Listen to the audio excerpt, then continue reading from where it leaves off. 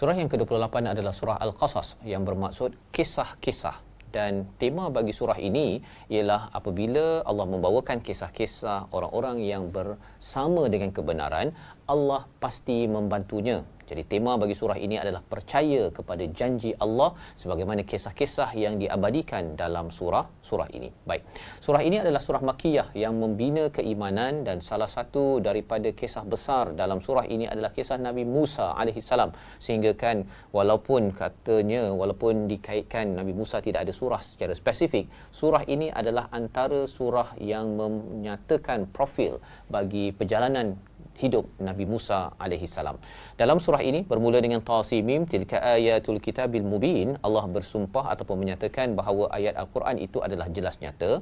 Ya, ini adalah kumpulan surah-surah yang bermula dengan Tasin Mim, ya, dan natlu alayka min naba'i Musa wa Fir'aun bil haqqi liqaumi yu'minun. Allah nyatakan, tilawahkan tentang berita besar Nabi Musa dan Firaun dengan kebenaran untuk kaum yang ingin beriman kepada Allah. Mengapa?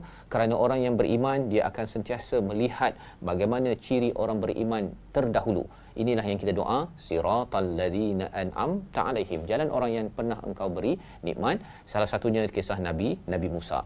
Jadi pada ayat yang ke-7 diceritakan tentang ibu Musa, ya, pada ayat yang ke-11 hingga 13, saudara perempuan Musa yang mengikuti adiknya yang berada dalam bakul yang dihanyutkan di satu sungai besar, iaitu sungai Nil di Mesir. Kemudian pada ayat ke-9 bercerita tentang isteri Firaun, dan pada ayat 25 hingga 26 bercerita tentang anak perempuan Syuaib yang memberi minum kepada binatang ternakan. Diperhatikan oleh Nabi Musa yang baru saja lari daripada Mesir, dikejar ke Madian, dan terus sahaja membantu kepada dua orang wanita ini.